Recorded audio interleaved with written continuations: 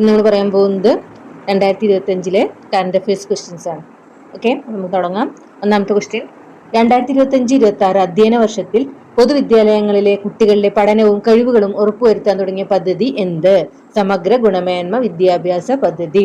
2025-26 അധ്യയന വർഷത്തിൽ പൊതുവിദ്യാലയങ്ങളിലെ കുട്ടികളുടെ പഠനവും കഴിവുകളും ഉറപ്പുവരുത്താൻ തുടങ്ങിയ പദ്ധതിയാണ് സമഗ്ര ഗുണമേന്മ വിദ്യാഭ്യാസ പദ്ധതി. രണ്ടാമത്തെ ക്വസ്റ്റ്യൻ, ലോകത്തിലെ ഏറ്റവും ഉയരത്തിലുള്ള റെയിൽവേ ആർച്ച് ബ്രിഡ്ജ് ഏതാണ്? ജമ്മു കാശ്മീരിലെ ചെനാബ് പാലം. ലോകത്തിലെ ഏറ്റവും ഉയരത്തിലുള്ള റെയിൽവേ ആർച്ച് ബ്രിഡ്ജാണ് ജമ്മു കാശ്മീരിലെ ചെനാബ് പാലം. മൂന്നാമത്തെ ക്വസ്റ്റ്യൻ, ഹരിത കേരളം മിഷന്റെ നേതൃത്വത്തിൽ നടപ്പാക്കുന്ന ജനകീയ വൃക്ഷവൽക്കരണ പദ്ധതിയുടെ പേരെന്ത്?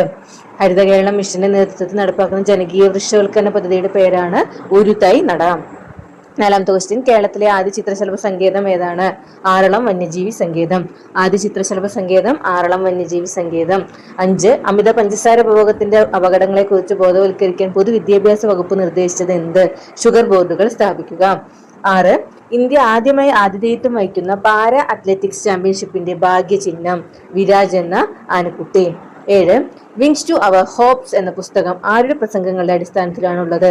രാഷ്ട്രപതി Draupadi Murmu. Wings to our hopes എന്ന പുസ്തകം ആരുടെ പ്രസംഗങ്ങളുടെ അടിസ്ഥാനത്തിലാണുള്ളത്? രാഷ്ട്രപതി Draupadi Murmu. 8, national turmeric board നിലവിൽ വന്നത് എപ്പോൾ? 2025 ജനുവരി. നാഷണൽ ടെർമറിക് ബോർഡ് നിലവിൽ വന്നത് 2025 ജനുവരി. അതിദരിദ്രരില്ലാത്ത കേരളത്തിലെ ആദ്യ ജില്ല കോട്ടയം. അതിദരിദ്രരില്ലാത്ത കേരളത്തിലെ ആദ്യ ജില്ല കോട്ടയം. ഇന്ത്യയിൽ അതിദാരിദ്ര്യമുക്ത ജില്ലയായി ആദ്യ പ്രഖ്യാപനം നടന്ന ജില്ല കോട്ടയം. ഇന്ത്യയിൽ അതിദാരിദ്ര്യമുക്ത ജില്ലയായി ആദ്യ പ്രഖ്യാപനം നടന്ന ജില്ല കോട്ടയം.